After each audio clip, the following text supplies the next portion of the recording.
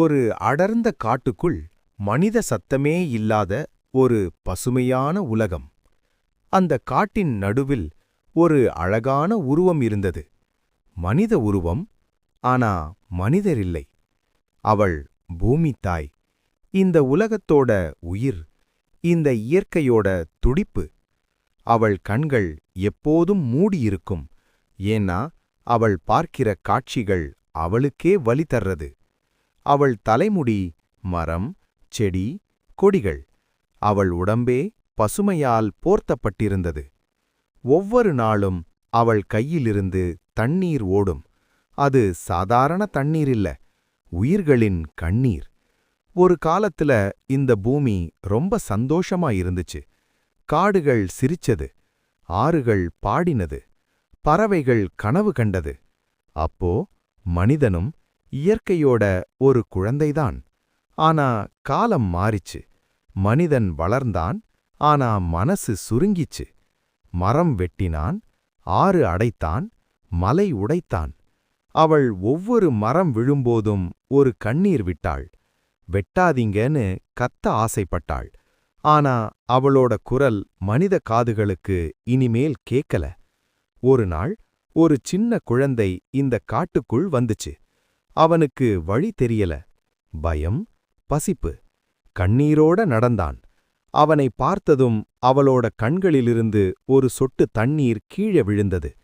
அந்த தண்ணீர் அவனோட கையில் பட்டதும் அவனுக்கு காட்டின் குரல் கேட்டது. மரங்களோட வலி, ஆறுகளோட அழுகை, பறவைகளோட பயம். அவன் நடுங்கிப் போனான். அவன் மெதுவா கேட்டான், "நீ யார்?" அப்போ முதன்முறையா அவள் கண்களைத் திறந்தாள். அந்த கண்களில் கோபமில்ல, வெறுப்பில்ல, வலி மட்டும் இருந்துச்சு. "நான் இந்த பூமி, உங்கள காப்பாத்தின அம்மா. ஆனா நீங்களே என்ன காயப்படுத்திட்டீங்க." அந்த குழந்தை அழுதான். "நான் ஒன்னும் செய்யல." அவள் மெதுவா சொன்னாள், "செய்யாததுதான் உங்க பெரிய தவறு." அந்த நாள் முதல் அந்த குழந்தை மாற ஆரம்பிச்சான். மரம் நடினான், தண்ணீர் சேமிச்சான், மக்களுக்கு சொன்னான். அவனை எல்லாரும் சிரிச்சாங்க. ஒரு மரம் நடுறதால உலகம் மாறிடுமான்னு. அவன் பதில் சொன்னான், "ஒரு மரம் இல்லன்னா உலகமே இருக்காது." வருஷங்கள் கடந்துச்சு. அந்த சின்ன குழந்தை ஒரு பெரிய மனிதனா மாறினான். அவன் தொடங்கின இயக்கம் மரம் மாதிரி வளர்ந்துச்சு.